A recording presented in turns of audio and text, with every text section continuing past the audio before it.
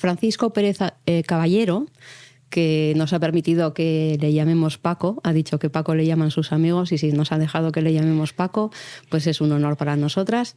Bueno, Francisco Pérez Caballero, Paco Pérez Caballero, es un periodista, reportero, presentador de televisión y escritor con una larga trayectoria en los medios de comunicación españoles. Es autor de varios libros, entre los que se encuentran Insólito, Inexplicable, Dossier Negro, Killers y, junto a su padre, el diccionario Espasa de Asesinos. Lo elaboró junto con su padre. Su padre es Francisco Pérez Avellán, del que luego hablaremos y al que también conocimos y queremos mucho. Paco participa habitualmente como experto en criminología y sucesos en radio y televisión. Además de su trabajo en los medios, ha participado en conferencias y cursos relacionados con la criminología y la evolución del delito. Fue profesor de la asignatura Historia del Crimen y Evolución del Delito en el grado de Criminología de la Universidad Camilo José Cela. Es miembro del Comité de Expertos del Colegio Profesional de la Criminología de la Comunidad de Madrid. Y por 2 años consecutivos, su podcast en iVoox, El Señor de los Crímenes, ha sido premiado en la sección de True Crime.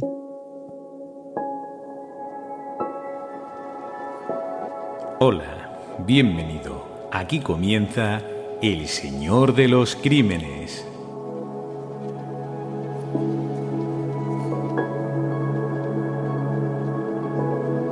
Ayer, día 16 de noviembre, ganamos por segunda vez consecutiva el premio iVoox al mejor programa de True Crime, con que haya una persona que se haya alejado de una persona nociva, que haya huido de un peligro o que esté simplemente más feliz, yo me doy con un canto en los dientes. Esto de que te den un premio le da bastante sentido a ese esfuerzo, porque a veces ya te digo que hay que buscar la manera de poder conectar y de poder subir un contenido que sea razonablemente interesante cada viernes, porque esto solo tiene sentido si tú estás ahí.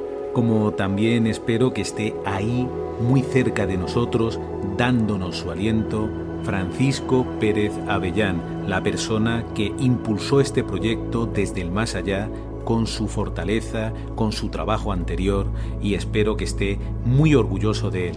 Papá, hemos vuelto a ganar y aquí seguiremos intentando ayudar. Esta es nuestra vocación. Ojalá entre todos podamos estar un poquito más seguros y tengamos esa capacidad para abrir los ojos ante el mal que nos rodea y de esta manera podamos protegernos de él.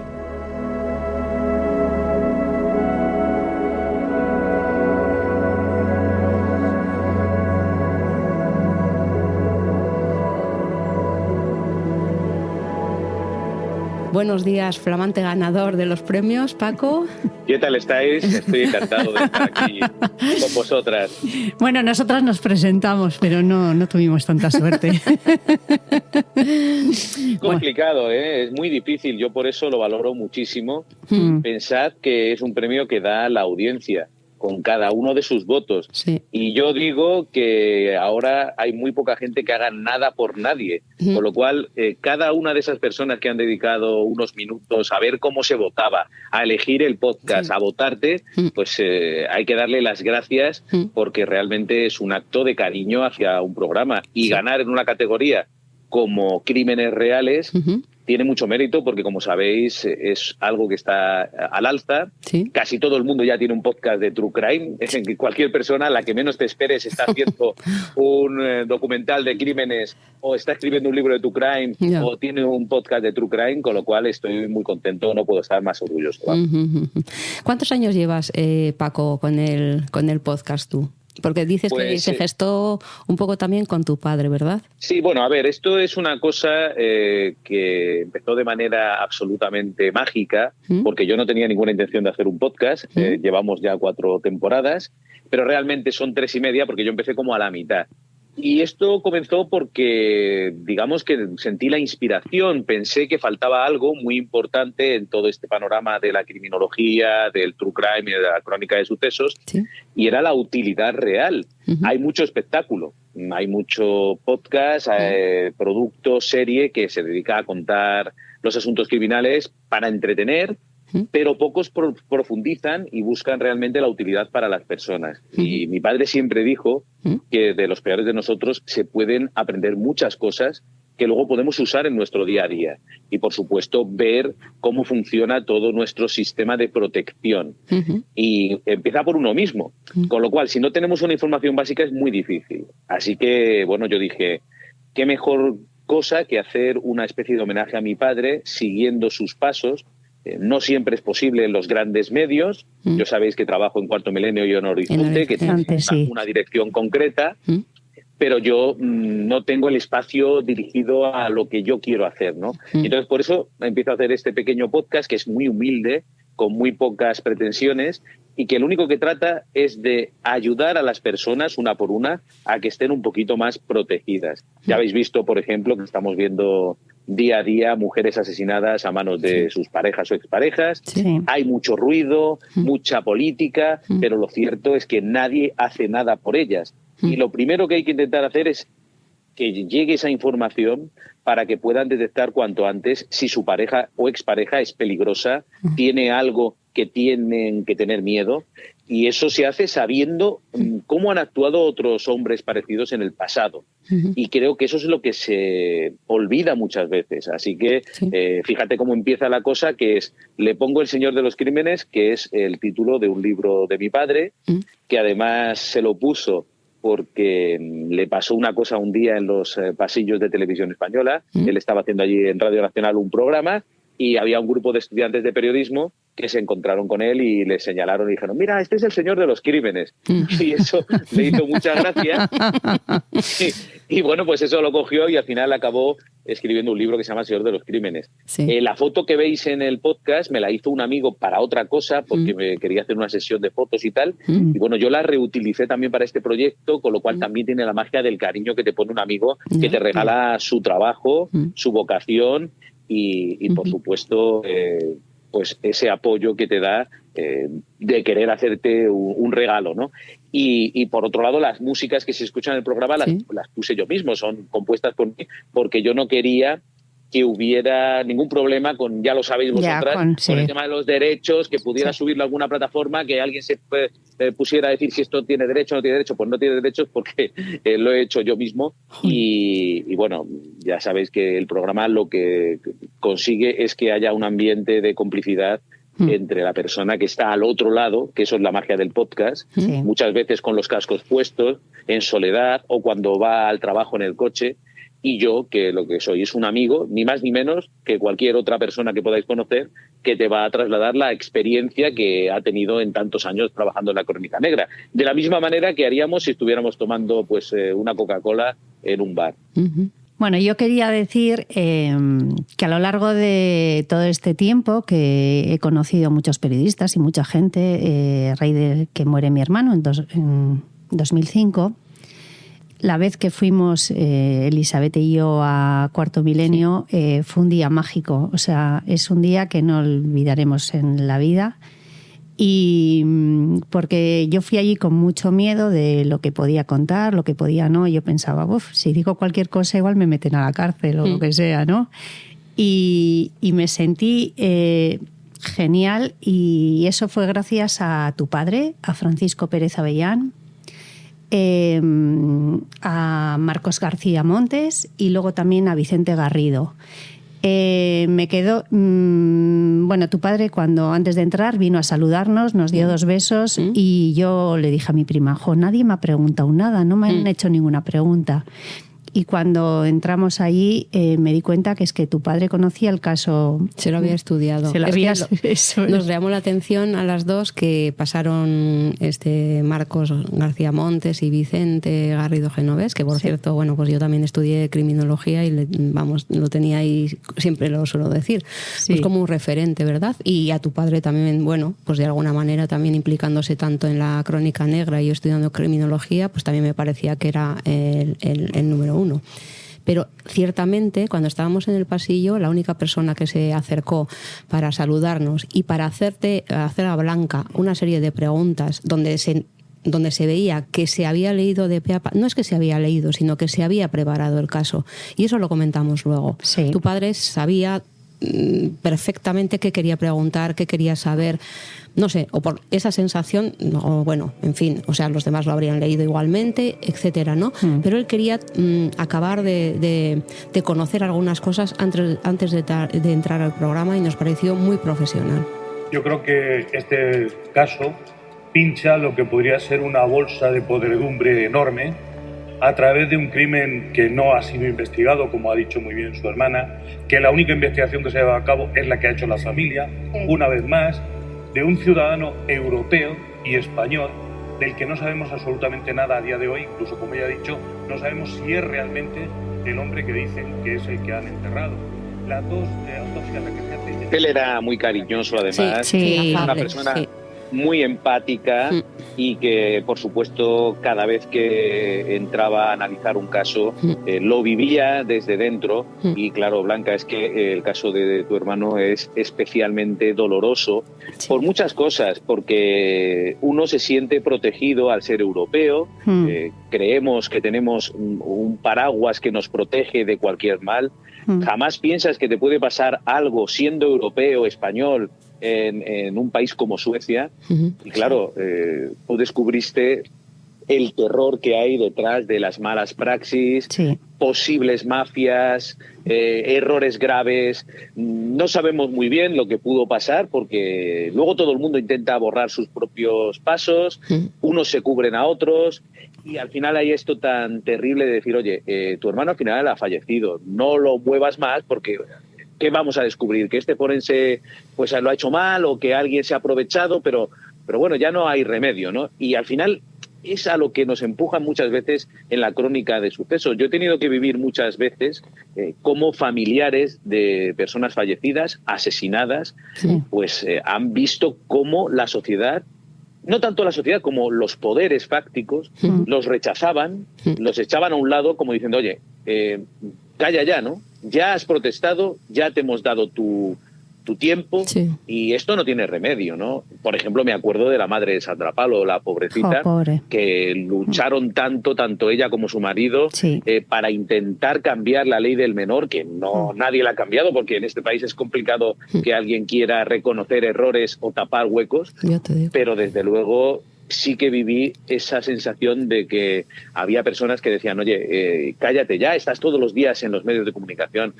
Pero bueno, ¿dónde está esa empatía con personas como la madre de Sandra Palo, que no luchaba solo por ella, porque efectivamente su hija, por desgracia, ya tenía poco arreglo, sino que lo hacía por todos los que podemos llegar a sufrir algo así.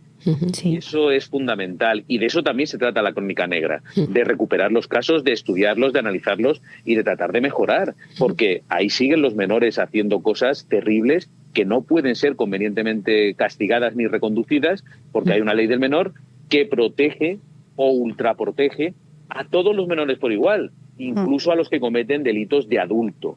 Esos delitos absolutamente horribles que están basados en un conocimiento realmente importante de determinadas cosas que no se les presupone a los niños. Así que, desde luego, sé que habéis llevado una lucha muy dura y que realmente la incertidumbre de no saber qué es lo que ha pasado es todavía más dura que la propia muerte de tu hermano. Sí, eso es lo que hablas en el último podcast tuyo, hablas de las desapariciones, en concreto hablas de 3 desapariciones, pero es lo que vienes a decir, que al final es peor la incertidumbre que el que te digan, pues tu hijo ha muerto o lo que sea, porque la incertidumbre es que a la noche te metes en la cama y empiezas a pensar cosas y la cabeza da muchas vueltas y al final es insoportable. Yo me imagino que te has encontrado muchas veces cuando has llamado a las puertas de esas personas en las que uno debe confiar, pues esa frialdad, terrible, esa contestación un poco protocolaria y esa sensación también de, oye, deja de buscar, ¿no? Es que, ¿qué es lo que quieres? Y creo que eso es una de las cosas fundamentales que tenemos que cambiar. Y yo lo intento, por ejemplo, a través de mi podcast. Yo lo que quiero es estar cerca de la gente, porque yo me siento uno más y soy perfectamente consciente, al moverme en este mundo, de que cualquiera de nosotros puede ser víctima de un delito grave. Y luego te quedas absolutamente desamparado.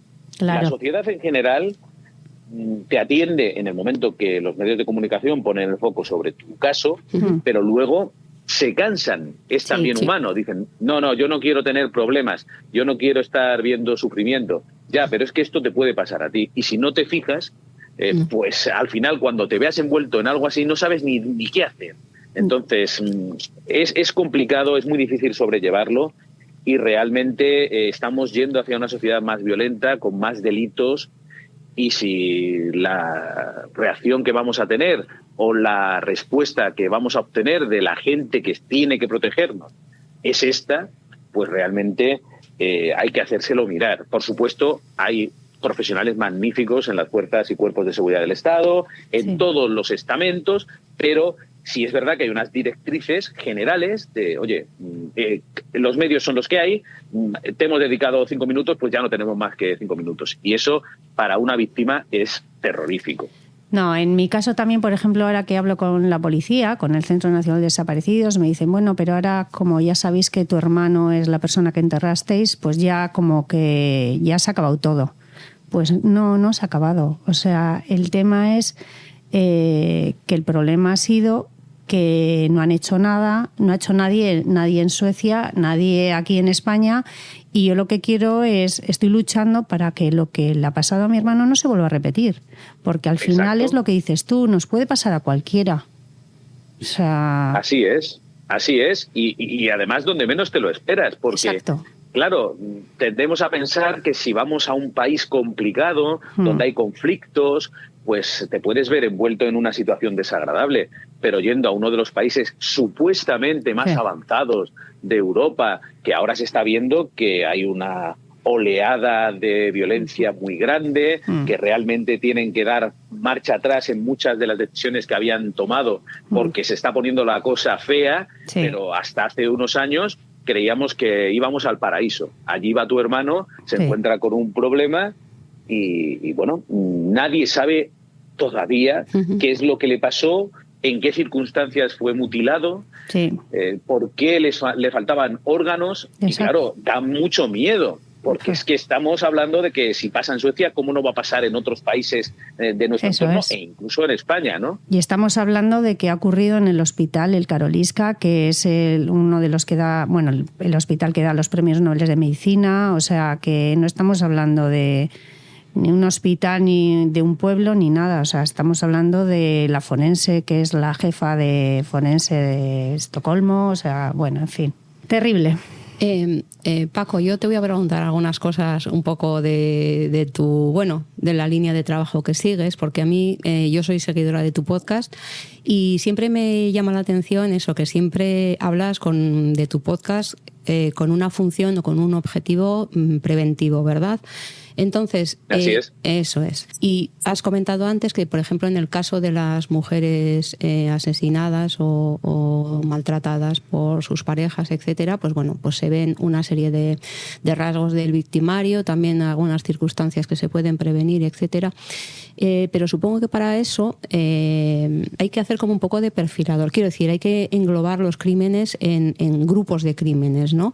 Entonces, así como, por ejemplo, las características de estas personas que cometen los asesinatos, la violencia de género, etcétera, hay como para señales en otro tipo de crímenes, como para poder darte cuenta, prevenir, poder dar unas directrices para que estemos atentas ante determinadas cuestiones, ante determinadas personas. No te quepa ninguna duda. Sí. Mira, realmente hay que tomar determinadas decisiones muy sencillas. La primera, hay que explicar lo que es el amor.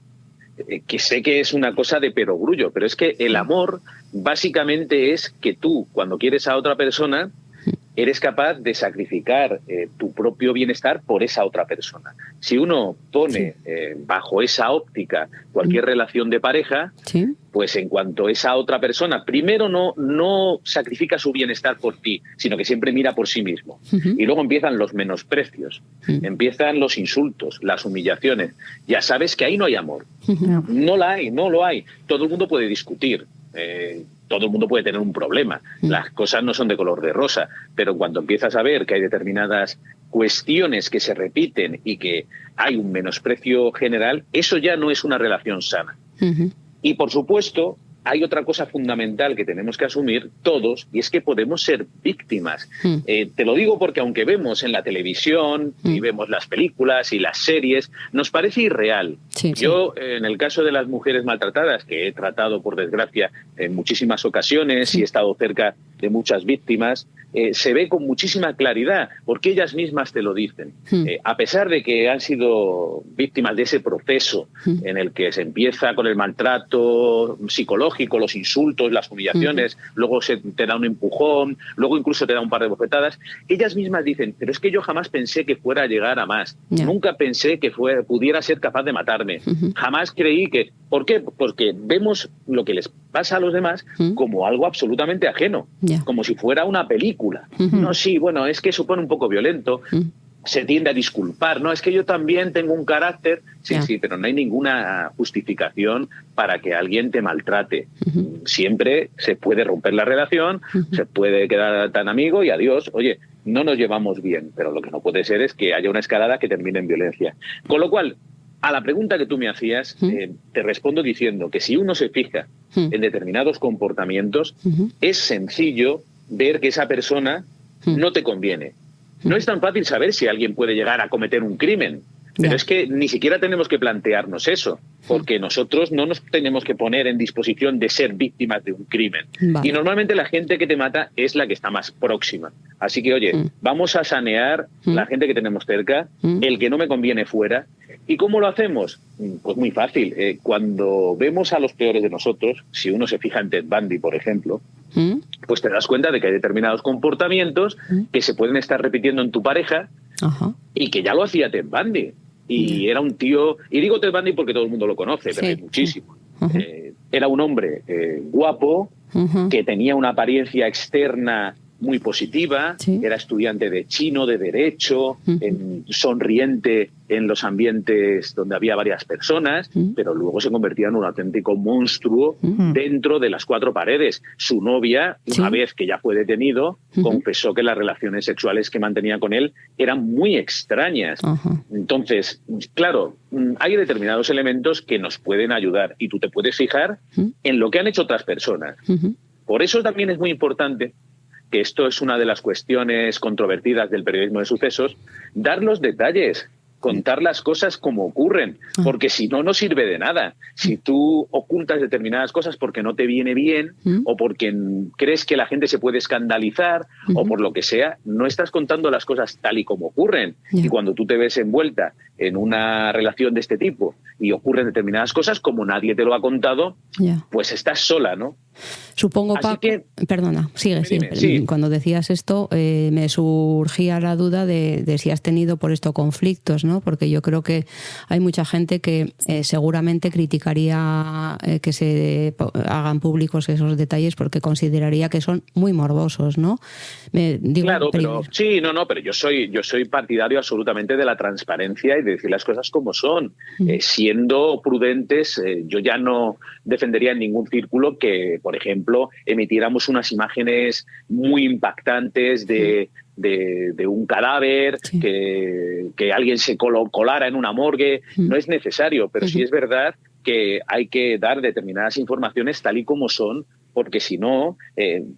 cometemos determinados errores. Por ejemplo, mira, se me ocurre, en el crimen del rol, todo el mundo lo conoce.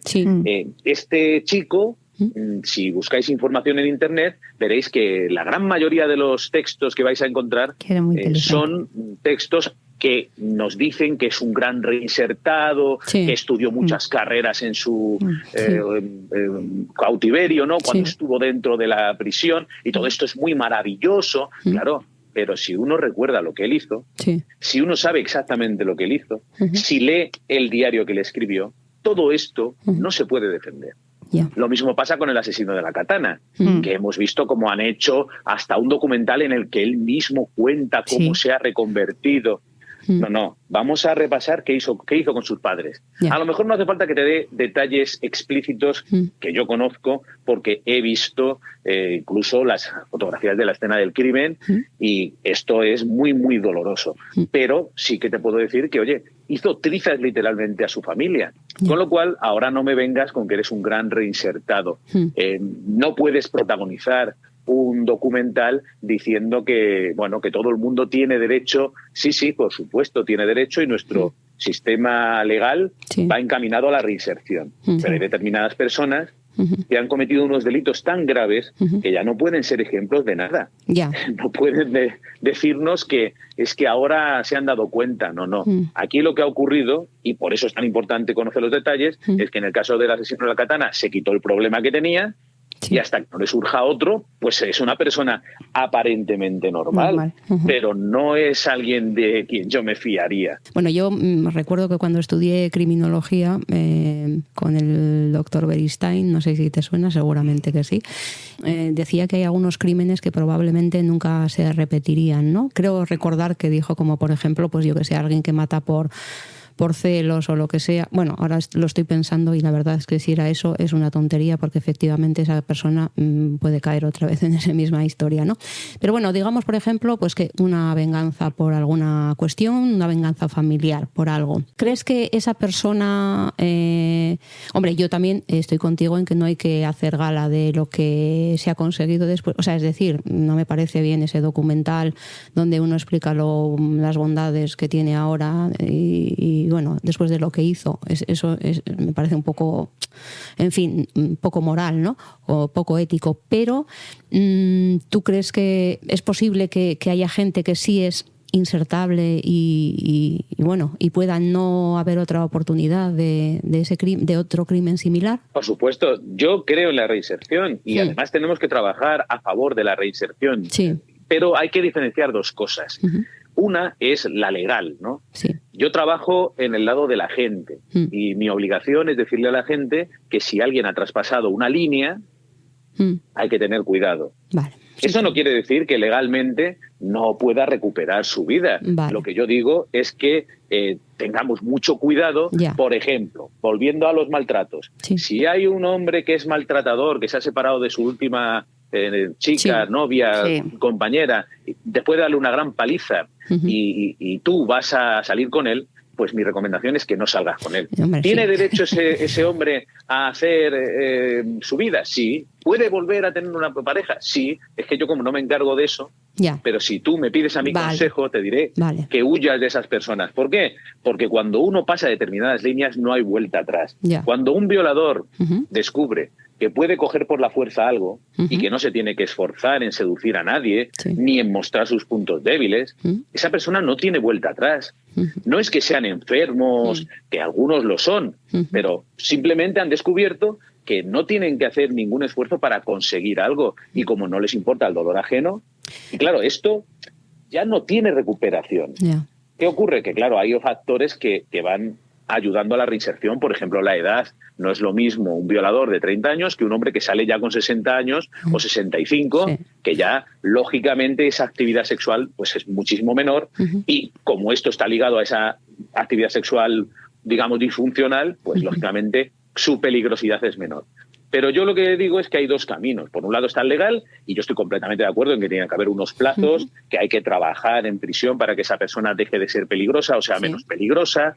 Hay que contar también con que el paso del tiempo va en contra del delincuente, pero mi función como periodista es prevenir a la gente buena. Lo que tengo que decirle a la gente es que hay determinadas cosas que nos indican que alguien no es de fiar, porque lo vas a meter en tu casa, lo vas a meter en tu vida, vas a tener una relación con esa persona de algún tipo. Entonces, oye, también todos somos mayorcitos y adultos, y muchas personas tienen esa capacidad de decir, oye, no, yo voy a confiar, voy a ver si esta persona lo que ha tenido aquí es un fallo, pero es que, claro, hay algunas metemos cosas a todo que... el mundo en el mismo saco, y no es lo mismo un comportamiento en un momento dado de alguien que, yo qué sé, tiene un problema puntual y alguien que hace lo que ha hecho el asesino de la katana. Es que estamos hablando de algo que no tiene perdón desde el punto de vista ético y moral. Por supuesto, la justicia tiene sus plazos y, oye, ha cumplido con la justicia. Muy bien, pero yo no me fío de él. Como persona puedo hacerlo, y yo, como amigo vuestro, os diría, no os fiéis de él. Que puede que no cometa nunca más un delito. Hombre, es lo deseable. Y en eso estamos. También hay que contar con que no son tontos. Este chico, por ejemplo, ya ha quitado el problema, que era que él no se quería hacer cargo de su hermana porque tenía síndrome de Down y él pensaba, bueno, cuando yo sea mayor voy a tener que estar cargando con ella. Qué terrible, ¿no? Qué falta de amor y de empatía, pero es lo que él pensaba, ¿no? Ahora ya no tiene ese problema. Entonces, él mismo pensará, yo no me quiero meter en ningún lío, si yo ya no quiero volver a ningún tipo de prisión, cárcel o lo que sea, aunque él pasó por centros de menores, etcétera, ¿no? Pero bueno, él tiene ya su problema resuelto. Ahora, esa frialdad la puede mostrar en otros aspectos de la vida, no te quepa duda, ¿eh? No, me gusta la distinción que has hecho, porque efectivamente tu población destinataria somos las personas que vamos por la calle, y la de la ley es otra, evidentemente, y ahí se entiende perfectamente, ¿no? Quería también preguntarte, antes has dicho, bueno, pues ahora hay cantidad de podcasts, hay cantidad de nuevos crímenes, has dado una clase, o sea, quiero decir que eres profesor de Historia del Crimen y Evolución del Delito. Eso es. Sí. Entonces, ¿qué tipo de delitos tenemos ahora que han cambiado o se repiten muchos y hay todavía cuestiones que tienen que ver con cosas, no sé, culturales, costumbres, en fin, que no son novedosas, y cuáles son las novedades? No sé si por la globalidad, no sé si por las tecnologías. ¿A qué achacarías tú un poco? ¿Cómo iría esta evolución de la que das clase? O sea, ¿cómo se vería ahora mismo? Pues lógicamente el delito es algo que evoluciona con la sociedad.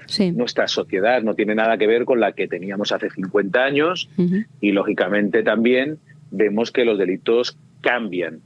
En su esencia son los mismos, porque al final hay asesinatos, hay robos, hay hurtos, hay malos tratos, pero sí es verdad que vemos cosas distintas. Por ejemplo, estamos recuperando algo que se había perdido, que es la violencia en las calles. Es algo que se palpa en las grandes ciudades, donde hay enfrentamientos a machete, donde se empiezan a ver armas de fuego, algo que no era habitual, esto está clarísimo. Hemos visto también, lógicamente, como dices, que ha evolucionado mucho el delito informático, la ciberdelincuencia, que parece una tontería, pero que ahora nos afecta a todos, porque todos tenemos nuestros teléfonos móviles con nuestras cuentas bancarias, nuestra información, y hay delincuentes que se especializan en ver cómo nos pueden quitar el dinero, hacernos mucho daño, ¿no? Es la evolución de los timos y de las estafas tradicionales. Todo va cambiando, todo. Y realmente estamos viendo cómo la interacción social también es diferente y eso trae nuevas formas de cometer delitos. Por ejemplo, están todas esas aplicaciones de citas. Ahora los malvados tienen una manera de contactar con otras personas y ya se han dado varios casos de personas que quedan a través de aplicaciones de citas y, bueno, se comete allí un delito, una violación o un crimen, ¿no? Sí, nosotros tenemos uno aquí en Algorta que le mataron, Sí, es verdad, una aplicación de citas y quedaron en Burgos. Sí, una persona de Guecho, de nuestro municipio, sí, ciertamente es así. Claro, y las aplicaciones, por ejemplo, de compartir coche. Total, la evolución se ve en todo, si uno se detiene, pero realmente lo que tenemos que tener claro es que hay dos bandos muy, muy, muy evidentes, a pesar de que nos hayan intentado educar en contra, y están las personas que llamémoslas buenas, que siguen las reglas y que son las personas vulnerables, y luego hay un grupo de personas que es mucho más minoritario, pero que hacen muchísimo daño, que son los que no siguen las reglas en general y nos pueden alcanzar de mil maneras. Nos pueden robar, nos pueden hurtar, nos pueden violar, nos pueden matar y pueden causar cualquier tipo de destrozo en nuestra vida. Incluso, que también ahí es donde va mi podcast, nos pueden hacer daño a unos niveles más pequeños, pero que para nosotros son muy importantes. Y es que las características que uno ve en un asesino en serie pueden estar presentes en pequeña proporción en esos compañeros de trabajo que nos hacen la vida imposible, que nos hacen mobbing, en los compañeros de clase que nos hacen bullying, en las parejas que tenemos y que nos torturan psicológicamente, aunque, y esto también es muy difícil de probar, ¿no? Aunque luego no nos agredan físicamente, pero nos tienen en casa encerrados y no sabemos qué hacer y se lo cuentas a alguien y nadie te cree.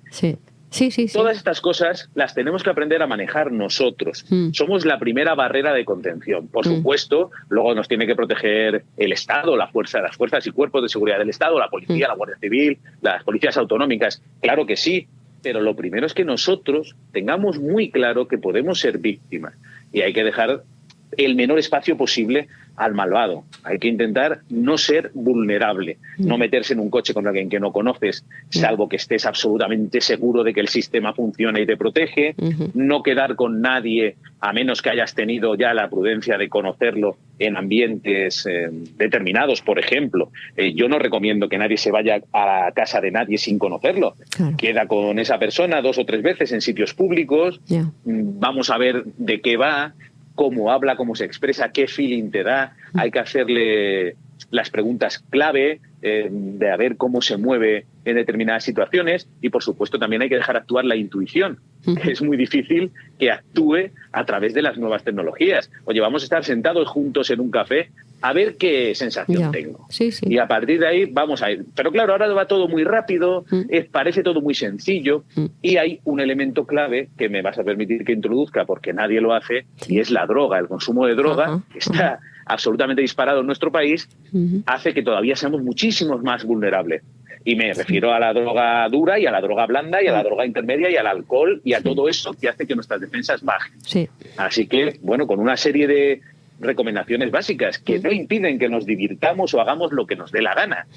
Con 4 ideas en la cabeza, sabiendo que existe un peligro, pues vamos a ponérselo muchísimo más difícil al malvado. Bueno, pues la verdad es que la lección es magistral. Claro. Ahora entiendo mucho mejor cuál es la finalidad. Sí, tú utilizas una frase que dices, el mal existe, pero los buenos somos más. La sueles utilizar en tu podcast y en varias conversaciones, en varios temas que te he visto. Aunque no sé, mi madre solía decirnos que no nos fiemos de la gente que parece buena. Y mira, no sé cómo explicarte. Las apariencias engañan. Por eso. Sí, pero la clave de esta frase es que en esta individualidad en la que nos movemos, que nadie hace nada por nadie, pues vencen los malvados. Los buenos somos muchos más, pero también casi nadie se arriesga a ayudar a otro, no vaya a ser que sea un timo, que sea una estafa, que sea... Con lo cual estamos divididos, estamos solos y somos muchísimo más vulnerables. Si los buenos estuvieran unidos, por ejemplo, volviendo a la violencia de género, pues habría muchas menos posibilidades de que te pudiera matar tu compañero. ¿Por qué? Pues porque los 3 vecinos que viven alrededor de tu casa ya le habrían dicho al señor que, oye, no grites a la mujer que te estoy oyendo y llamo a la policía, ¿entiendes? Sí, eso es cierto. Y aquí nosotros no lo vamos a consentir. Sí. Entonces, ¿qué pasa? Que todo el mundo mira hacia otro lado. Sí. ¿Por qué? Pues porque vivimos en un mundo que nos ha favorecido eso. Y eso es un error. Entonces, yo insisto en que no hay que tener miedo, pero sí hay que conocer los peligros. Porque yo no le diría a mis hijos que cruzaran la calle sin mirar. No les digas que es que un coche los puede matar, que esto le puede traumatizar. Digo, no, perdona. Hay que decirles que hay gente mala, que hay tíos mirando en los parques por si se pueden llevar a un niño, porque el peligro es real. Entonces, no, es que esto le puede traumatizar. Bueno, pues que se traumaticen. Mejor eso. Lo que pasa que ahora poco tienes hijos pequeños, pero tú espérate que lleguen a la adolescencia y tú les empieces a contar pues que no publiquen cosas en redes sociales, que si van de botellón, pues que luego no vayan con alguien que no conocen a algún sitio. Que estén pendientes de sus bebidas. Exactamente, que estén pendientes de la bebida, que en fin, que luego... Yo no digo que sea fácil, pero si lo hacemos desde que son pequeños... Sí, eso está claro. Lo que saber es que hay un peligro. Luego todos hemos sido jóvenes y, por supuesto, los jóvenes tienen un arrojo que nosotros ya no. Y es evidente que se van a poner en determinadas situaciones de manera inevitable. Pero no es lo mismo tener la información, estar pendiente a esas cosas que te pueden ocurrir, aquello que nos decían de, oye, no pierdas de vista tu bebida, ¿no? Porque te pueden echar algo, y es verdad, es una cosa que puede ocurrir. No te vayas con determinadas personas que no conoces, quédate siempre con tus amigos. Sí, pero a nosotros también nos decían, no hagas dedo. Y yo hacía dedo, o sea, entiéndeme. Claro. Es una edad... Cuenta que es hacer dedo, tiempos. porque bueno, ahora igual la gente más joven no sabe. Pero bueno, que nosotros nos movíamos de un pueblo a otro y era, pues hacíamos dedo en la carretera y te paraba alguien, un desconocido, y te llevaba a otro pueblo. Y mira, eran otros tiempos. Y era muy frecuente, pero ahora esto Eso sería una práctica prácticamente suicida, porque totalmente. Esto es jugar a la lotería. Eso es. Lo normal es que no te ocurra nada, también hay que decirlo. 9 de cada 10 veces no te va a ocurrir nada. Pero si te pasa una vez, claro, mira las niñas de Aguilar. Eso Esto les ocurrió en un momento además en el que todo el mundo hacía eso para moverse de un pueblo a otro, y además, si lo pensamos, no tendría por qué haber ningún problema, siempre que evitemos pensar que el mal existe. Las niñas de Alcácer también fue así. Yo creo que no sé si hicieron dedo o les pararon en el coche, o sea, al final... Sí, se subieron en el coche. Siempre se ha dicho que porque conocían a la persona que iban dentro. Sí. Pero ¿de qué las conocían? Esto es la cosa, ¿no? Sí. No creo que fueran íntimos. No. Pero bueno, es verdad que con ese arrojo que tiene la juventud, el tipo lo he visto yo en 3 discotecas. Veniros. Claro. Y normalmente no pasa nada. Pero hay que tener la mosca detrás de la oreja, porque intuición y el saber que existe el peligro nos puede salvar de muchas cosas. Y yo estoy absolutamente en contra de esta tontería buenista de vamos a salir a vivir la vida como si no pasara nada, vamos a caminar por los sitios más peligrosos porque nosotros lo merecemos, porque podemos estar en todas partes. Sí, desgraciadamente ese sería el sueño de todo el mundo. Pero es que hay mucha gente muy malvada que te pueden hacer cosas que varían de grado. Puede ser que solo te den un susto, que te den una paliza, que te quiten el dinero, o que te violen, o que te maten. Pero bueno, yo no jugaría esa ruleta, porque creo que se pueden hacer todas las cosas que uno desea, estando también de alguna manera seguro.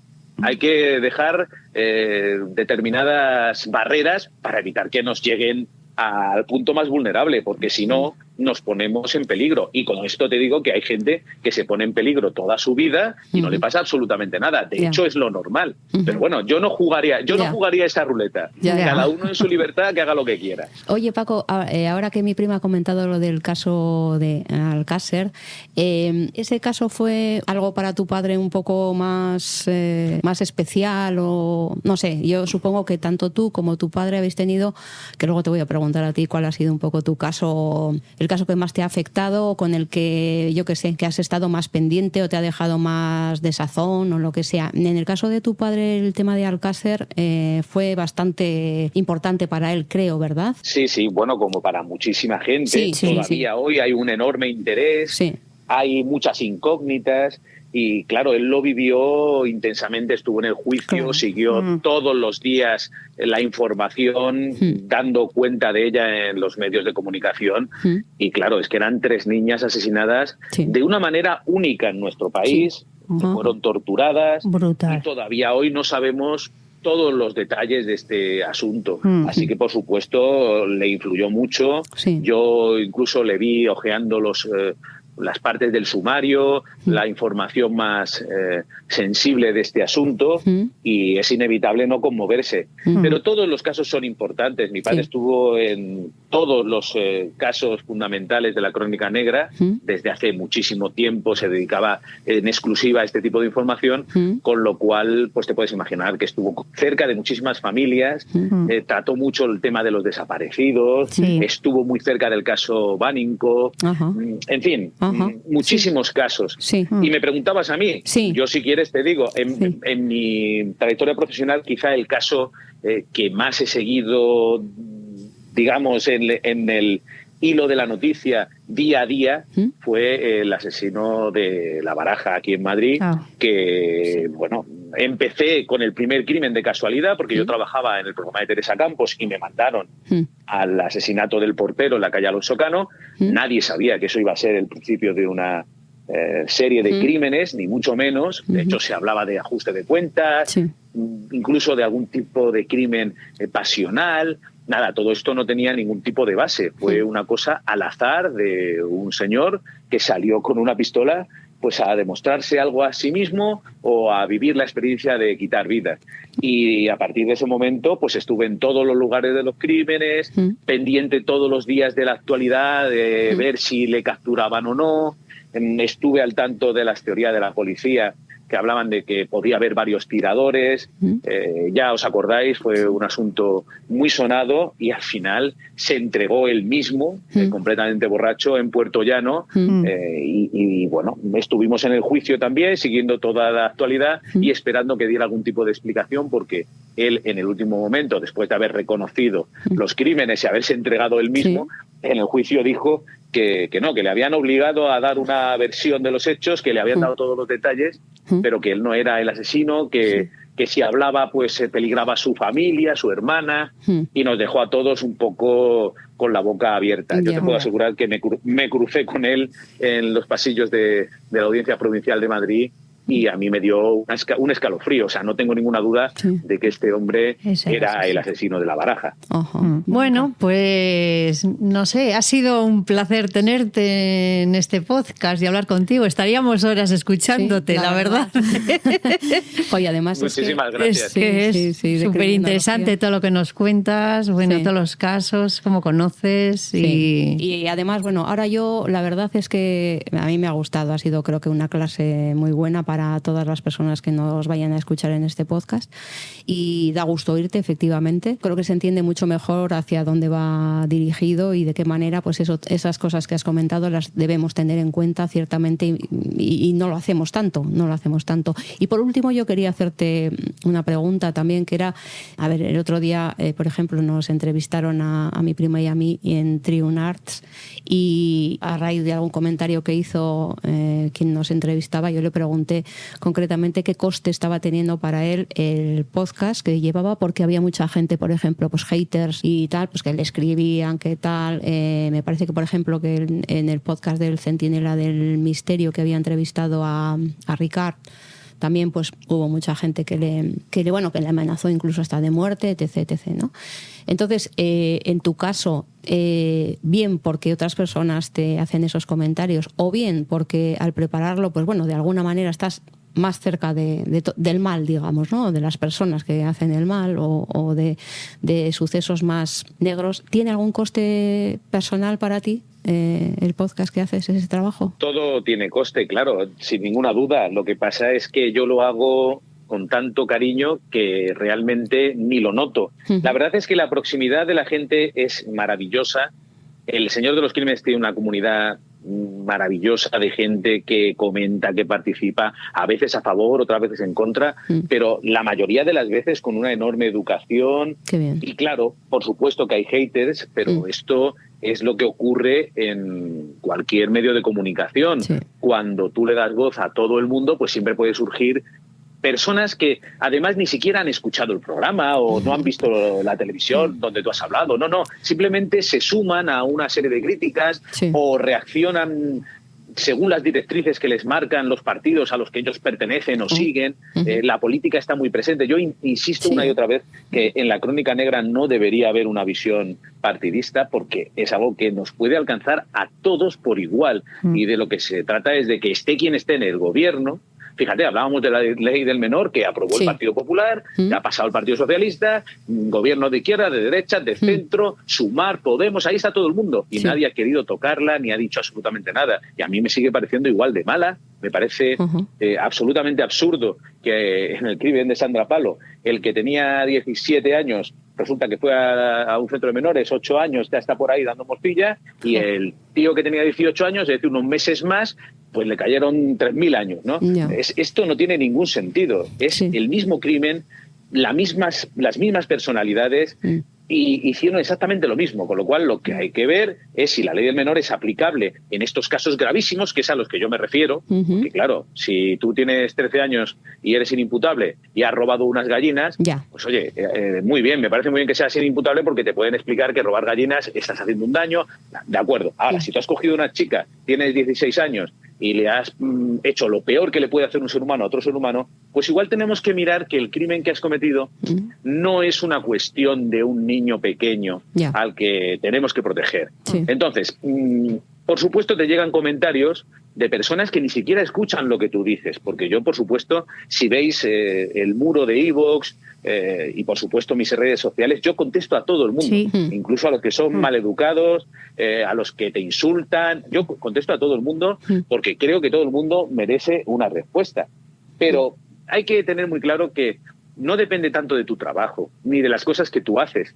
Es que hay gente que tiene que desahogarse, que sacar esa ira, y creen que poniendo un comentario pues son más importantes. Y es verdad que, claro, tú haces un trabajo, el que sea, y hay gente que no solo no reconoce que es gratuito, que tú estás intentándolo de la mejor manera, estás intentando ser útil y hacer algo bueno, y de repente te dejan unos comentarios terribles, y claro, es inevitable que de alguna manera eso no te guste. Pero yo entiendo que forma parte del juego y que el bien que haces es tan grande que tienes que estar también abierto a que haya personas que no les guste lo que tú haces, o que crean que en un momento dado has dicho algo que no va con sus creencias o con su manera de ver el mundo. Y oye, todo eso está muy bien, pero tú deja tú por escrito, oye, pues Paco, yo creo que esto no es así. Yo he tenido esta experiencia y yo te diría esto y te diría otro. Y bueno, yo siempre estoy abierto porque yo lo que traslado y lo que digo en el podcast es mi experiencia. Ya llevo unos cuantos años. Y también hay otra cosa, y no os quiero tampoco aburrir, que tenemos que tener en cuenta. Hay que ser respetuoso. Yo siempre lo he sido. Yo puedo tener una opinión sobre cualquier cosa, pero si yo estoy hablando de un dolor de cabeza con un neurólogo, pues a lo mejor, aunque yo tenga una opinión, debería escuchar al neurólogo. Pues sí. Entonces, yo no digo que yo tenga la razón, porque en este tema concreto en el que nos movemos es muy difícil tener la razón. Pero sí puedo decirte lo que yo he visto en numerosos casos. Claro. A lo mejor deberías detenerte a parar y escuchar lo que yo estoy diciendo y ver si eso tiene alguna razón de ser, o es porque yo estoy intentando meterte aquí un mensaje. No. Yo te digo lo que yo he visto. Porque, bueno, tú me puedes decir, oye, Paco, pues a lo mejor el punto de vista que tú tienes, de acuerdo, es tu experiencia, pero es que yo tengo esta otra. Y entonces, bueno, yo estoy de acuerdo en que cada uno ve el mundo por sus ojos, esto es inevitable. Pero claro que tiene un coste. Hay veces que no te sientes suficientemente recogido cuando haces un trabajo interesante, importante, que te ha llevado tiempo, que lo das gratuitamente, que no cobras a nadie, que lo pones ahí para que lo escuches, con la intención no solo de entretener, sino sobre todo de que te sea útil.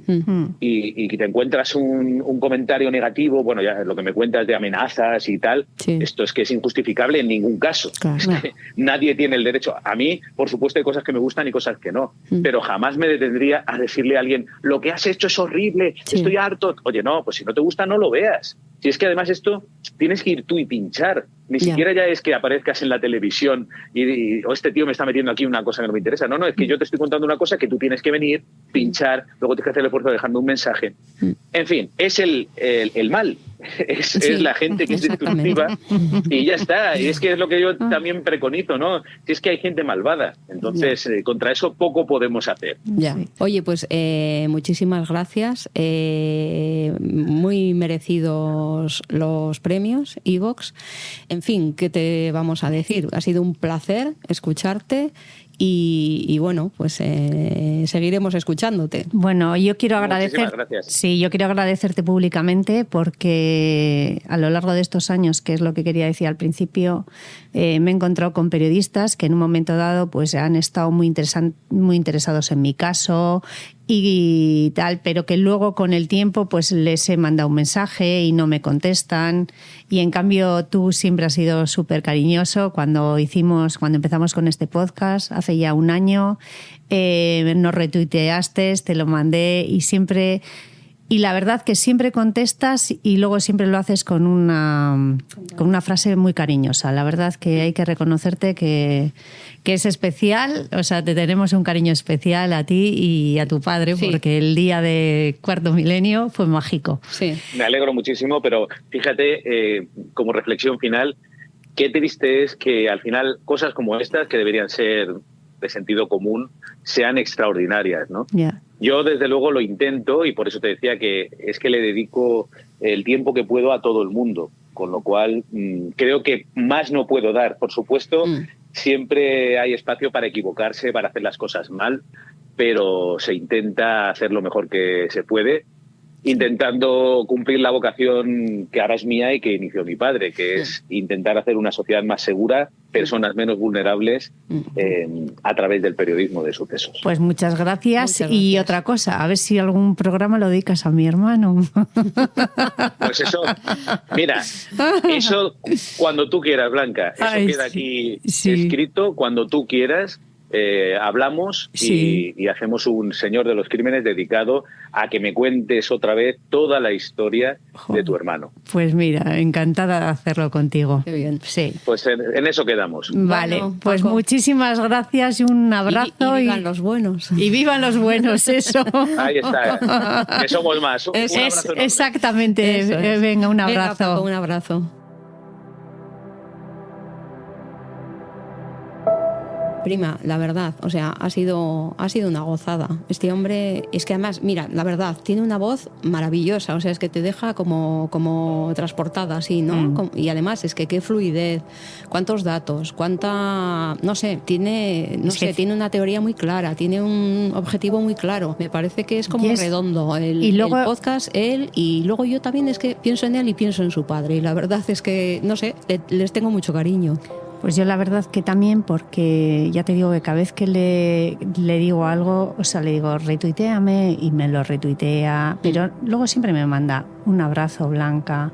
O sea, es súper cariñoso, es una persona muy educada y luego siempre está un montón en el lado de las víctimas. Sí, eso está bien, porque siempre hemos dicho, y tú siempre has dicho, que efectivamente pues que nadie a veces se acuerda de las víctimas, que se cuenta, y es verdad lo que decía él, ¿no? Sí. Hay muchos podcasts hablando de asesinos en serie, de asesinos de tal, y él también cuenta cosas de gente, pero también con ese objetivo. Respeta mucho a las víctimas, respeta mucho a sus familias, y lo hace con la madre de Sandra Palos, lo hace con mucho cariño, con mucho respeto. Y la verdad es de los pocos profesionales que yo conozco que lo hace de esta forma tan bonita, por decirlo. Y ciertamente, como dice él, ¿no? Que es una pena que eso, el ser educado y ser, bueno, pues como nos han enseñado a ser algunas personas, ¿no? Y a veces se nos olvida, yo la primera, pero bueno, está muy bien que este hombre siga unos principios tan que le han inculcado. Y que nos ayude. Que nos haya ayudado, que nos ayude y que nos trate así de bien. O sea que un abrazo muy gordo para él y para su padre donde esté. Y bueno, pues oye, esto va a ser difícil de superar.